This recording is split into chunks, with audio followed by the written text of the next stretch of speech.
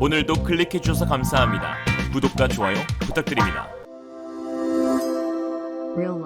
K-팝, K-푸드로 대표되는 K-열풍이 이제 방산업계에서도 이어지고 있습니다. K-방산으로 대변되는 대한민국 방위산업은 남북 분단 속에서 국가안보에 기여할 뿐만 아니라 동남아와 남미를 넘어 유럽까지 진출하며 미래 먹거리를 창출하고 있습니다. 불과 70년 전만 해도 황무지였던 대한민국은 이제 세계 4대 방산 수출국으로 발돋움하고 있는 중인데요. 구독자분 가운데 한 분이 이런 말씀을 하신 적이 있습니다. 소총 한자로도 만들지 못했던 지독히도 가난하고 힘이 없던 나라가 이제 세계에서 가장 뛰어난 전차 자주포를 만들어 수출하고 있다고 말입니다. 언제적 수총 드립이냐 라고 타박하시는 분들도 계시지만 한국의 무기 제조 능력은 유례가 없을 정도로 눈부시게 발전한 것은 사실이죠. 현재는 움직이는 모든 것에 포를 단다는 우스갯소리가 나올 정도로 전세계 최강의 포병대대를 보유한 한국이지만 사실 6.25 전쟁 당시만 해도 북한과 비교할 수 없을 정도로 열악한 전력을 보유했던 한국인데요. 포병은 전쟁의 신이라고 굳게 믿던 스탈린의 전쟁관을 계승받은 김일성은 북한군 창군 초기부터 남다른 포병 전력을 자랑했습니다. 당시 북한군은 국군에 비해 월등한 사거리와 수량의 야포와 더불어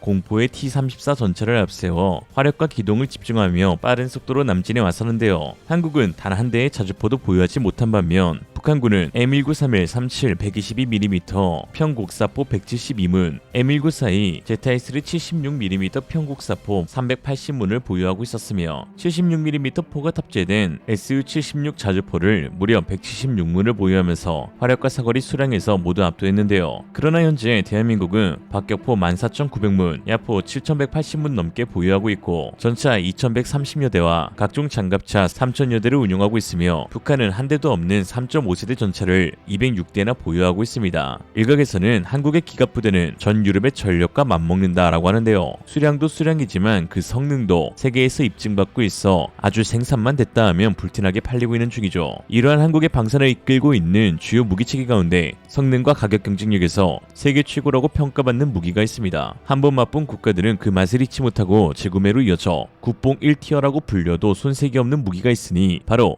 K9 자주포인데요. 실전에서 입증된 성능과 타의 추종을 보루하는 가격 경쟁력은 물론 여기에 한 가지 더 필살기가 있습니다. 엄청나다 못해 기가 막힐 정도인 빠른 납기 능력을 지녔다는 것인데요. 한국 사람 하면 떠오르는 대표적인 이미지인 빨리빨리는 부정적인 단어로 자주 쓰이곤 했지만 요새 전쟁이 한창 중인 유럽에서는 이보다 더 중요한 요소가 없는데요. 빨리하는 걸 너무나 좋아한 나머지 국가번호마저 8이라는 대한민국은 현재 러시아와 우크라이나 전쟁 그리고 더 나아가 유럽 전체에 휩싸인 공포를 상쇄시켜줄 유일한 대안으로 꼽히고 있습니다. 무기를 만들어내는 국가들은 많죠. 미국, 독일, 프랑스 등 전통적 방산 강국은 말할 것도 없고 군대도 없는 일본조차 무기를 만들며 의자도 폭탄으로 만들어버리는 중국도 또 다른 무기를 개발하기 위해 열중하고 있습니다. 그러나 무기를 좋게 빠르게 싸게 만드는 국가는 상당히 드뭅니다. 아니 현 시점에서는 없다고 봐도 과언이 아닙니다. 한국을 제외하면 말이죠. 지난해 한국과 폴란드와의 대규모 방산 계약이 체결될 때 대부분의 사람들은 그 규모를 보고 두 눈을 의심했습니다. 10대도 아닌 100대도 아닌 1000대의 전차, 648문에 달하는 자주포, 288대의 천무 MLRS, 거기다 프로그램 코스트 기준 대당 830억에 달하는 FA50 48대나 수출했습니다. 순수 무기 도입 금액은 25조 8천억 원, 여기에 탄약, 지원용 차량, MRO 센터 및 유지보수 시설 비용 등을 포함하면 총 규모는 40조 원은 가뿐히 넘기는 것으로 알려졌습니다. 그야말로 대박 중에 초대박을 쳤죠. 여기서 하나만 사도 대박인데 폴란드는 4종의 무기와 더불어 또 뭐 살 거 없나 연일 들여다보고 있는 상황입니다. 많이 팔아서 좋긴 한데 당시에는 이거 다 제때 만들 수나 있나 내심 걱정되기도 했습니다. 그러나 한국 업체들은 이러한 노파심을 비웃기라도 하듯 엄청난 속도로 물량을 출하하기 시작했는데요. K9을 20년간 1178대 배치한 걸 보아왔던 한국인들도 이번 납기 속도에는 놀라움을 금치 못하고 있으니 물건을 직접 받은 폴란드 현지 네티즌들은 더 난리가 났습니다.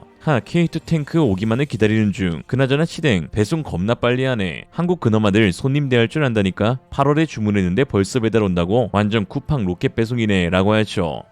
우리가 배달의 민족입니다. 지난 8월 1차 실행계약 체결 이후 2개월 만인 10월 19일 K9 자주포의 첫 번째 초도 물량인 24대가 폴란드로 향했습니다. 너무 빠른 납기라 이거 맞나 싶었는데요. 알고 보니 긴급한 폴란드 현지 상황을 10분 이내에 한국군에서 사용하려던 물량을 양보해서 내어준 것이었습니다. 그럼 그렇지 자동차도 6개월 이상 기다려야 하는 요즘 시대에 자주포가 2개월 만에 24대가 나온다는 게 말이 되냐라고 생각할 찰나 바로 어제 1월 26일 믿을 수 없는 소식이 들려왔습니다. K9 자주포 제작사인 하나 에어로스페이스는 트위터를 통해 제3차 K9 PL 자주포 물량인 12문을 대한민국에서 폴란드로 운송하였으며 8월에 체결된 1차 계약 48문을 모두 완료했다고 전한 것인데요. 1차분인 24문이 현지에 도착했고 3차분 12문 발송으로 총 48문이 끝냈다는 것은 진즉에 2차분 12문을 보냈다는 것인데 도대체 언제 2차를 발송하려 했던 건지 그 속도에 경악을 금치 못하겠습니다. 24문의 자주포를 99일 만에 생산 완료하여 배송한 것인데 심지어 이 기간 동안에는 에스토니아의 6문을 추가로 배송 완료하였고 노르웨이와 핀란드의 주문권을 동시에 생산하고 있었습니다. 폴란드와 하나의 K9 자주포 계약을 살펴보면 1단계 사업에서 2023년 내로 48대의 K9 자주포를 보내기로 협약하였는데 2023년 1월에 종료시켜버린 것입니다. 심지어 이번에 1단계에서 생산된 K9 자주포는 폴란드군의 요구에 맞춰 폴란드형 통신 시스템과 토파즈 통합 전투 관리 시스템이 모두 장착되어 생산되었는데요. 이처럼 수정된 설계였음에도 초스피드 납기를 보여준 것이죠. 2024년부터는 폴란드가 614대의 완성형 K9 PL을 도입, 이 중 2026년 이후 물량은 폴란드 현지에서 생산할 예정입니다. K9 PL은 K9A2 사양이며 폴란드 현지 생산이 개시되는 2026년에 최초 도입분인 K9A1 48대도 PL 사양으로 개량한다는 계획을 갖고 있는데요. 아무튼 한 달 뒤면 48문의 K9으로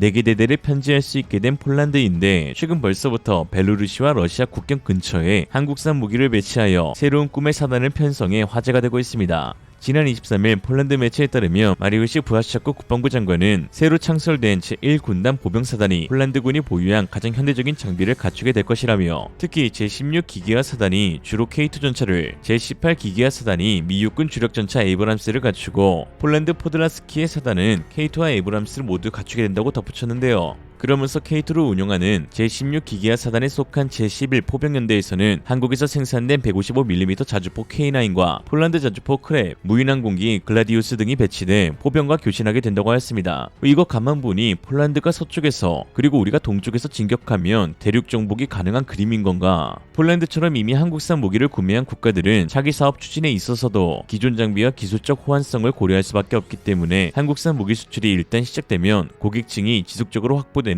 장기적 효과를 기대할 수도 있습니다. 또한 한국산 무기를 처음 접하고 만족감을 드러낸 각국들은 행여나 순번이 뒤처질라 빠르게 추가 주문을 넣고 있는 상황인데요. 노르웨이는 23문 주문 후 4문을 추가했고 인도는 100문 주문 후 200문 추가, 에스토니아는 12문 도입 이후 추가 12문, 핀란드는 58문 도입 이후 38문 추가 구매를 결정했습니다.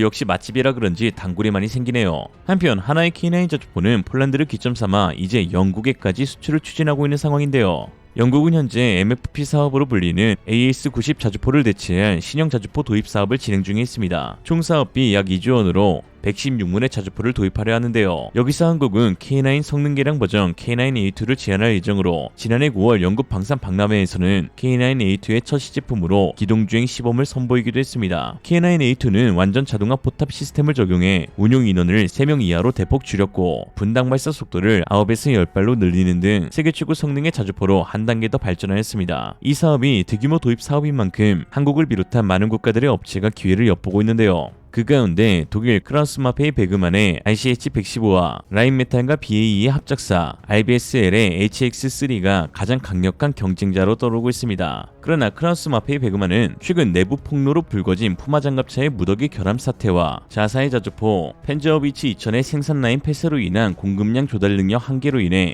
점점 아웃되는 분위기이고 RBSL의 HX3는 아직 시제품조차 완성되지 않은 개발 단계에 놓인 자주포에다가 차륜형으로 만들어지고 있는데 최근 우크라이나 전쟁을 통해 차륜형 자주포의 한계가 적나라하게 드러나고 있는 시점이라 영국군이 오직 자주포 하나만을 위해 새로운 트럭을 도입할 수 있겠나 하는 의문이 제기되고 있죠. 심지어 덴마크가 이스라엘제 차륜형 자주포 아트모스 2000을 도입했다고 발표했다가 타국은 물론 자국의 시민들에게도 콩가루가 될 정도로 까이고 있는 걸 보면 영국 MFP 사업 유력 후보 중 유일한 궤도형 자주포인 K9A2가 타기종 대비 큰 차별성을 지녔다고 볼 수 있습니다. 반면 하나디펜스의 단점으로 꼽히는 부분은 바로 회사 네임밸류와 영국 기업의 참여 정도입니다. 하나도 이를 잘 알고 있어 해외 업체들과 손잡고 꾸린 팀 썬더의 구호를 Made in UK by Experts, 즉 영국산이고 전문가들이 모여서 만든다라고 정했는데요. 팀 썬더에는 하나 디펜스 외에도 로키드 마틴 UK, 수시 디펜스, 피언슨 엔지니어링, 레오나드로, 포스트만 디펜스 등의 이름만 들어도 알 법한 전세계 어벤져스가 다 모아져 있어 부족한 네임밸류도 채울 수 있게 되었습니다. 파시비르타 하나 유럽 마케팅 담당 부장은 팀 썬더를 만든 목적 자체가 영국 방산업체를 한 곳에 모아 모든 K9을 지역 내 제조하는 데 있다면서 영국은 국가의 주권 능력을 중시하고 한국은 영국에서 1만 킬로미터 떨어져 있어 문제가 생길 시 한국에서 예비 부품을 공수하거나 지원받기 어렵다. 이에 팀 썬더를 구성하면서 로키드 마틴 UK의 기반 시설을 이용하거나 새로운 영국 기업들의 참여를 도모할 수 있게 되었다라고 했죠. 최근 팀 썬더 멤버들은 한국 경남 창원에 있는 K9 자주포 생산 공장에 방문해 현장 견학을 다녀왔는데요. 케빈 슬루한 MFP 사업 개발 책임자는 팀 썬더 파트너들이 한국에 모여 세계에서 가장 인정받고 있는 K9의 제조 능력을 배울 수 있는 매우 유의미하고 흥미로운 기회였다. 팀 썬더와 함께 우리는 MFP 프로그램을 지원하기 위해 영국에서 K9을 제조하는 방법을 확립해 나가는 중이다 라고 했습니다. 특히 현장 관계자들에 따르면 창원 공장의 첨단한 공정 시스템과 베테랑 인력들의 정비 실력에 감탄을 금치 못했다고 하는데요. K2 제조업체인 현대로템과 K9 제조업체 하나에어로스페이스 모두 창원 공장에서 물량을 생산하여 폴란드로 인도하고 있는 상황이니 창원시가 유럽 전역에 적지 않은 영향을 끼친다고 할 수 있습니다. 한편 최근 하나는 대우조선해양의 인수를 완료하며 글로벌 탑10 방산업체로 도약하겠다는 원대한 비전을 선포했습니다. 이로써 육해공 모든 무기체계를 아우르는 종합방산 기업이 탄생한 것인데요. 하나가 만드는 잠수함은 또 얼마나 좋을지 기대하게 됩니다. 왜 그리 기대하냐고요? 하나는 야구 빼고 다 잘하니까요. 오늘의 한 줄 평, 야구 좀 못하면 어떠냐? 양군만 잘하면 되지. 이상으로 리얼리즘이었습니다. 여러분의 생각은 어떠신가요? 현명하고 지혜로운 여러분의 의견을 지금 댓글에 남겨주세요. 감사합니다.